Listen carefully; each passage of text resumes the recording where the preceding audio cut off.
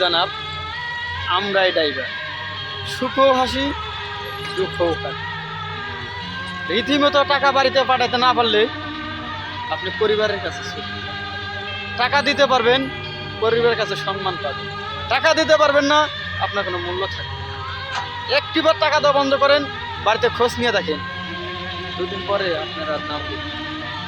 জানা একটা কথাই বলি, টাকা দিবেন বাবার কাছে ভালো, টাকা দিবেন মার কাছে ভালো, টাকা দিবেন ভাইয়ের কাছে ভালো, টাকা দিবেন বড় বড় অনুষ্ঠানে আপনি প্রধান অতিথি, টাকা দিবেন আপনি শিল্পপতি, টাকা দিবেন আপনার মূল্য আছে, টাকা দিবেন না।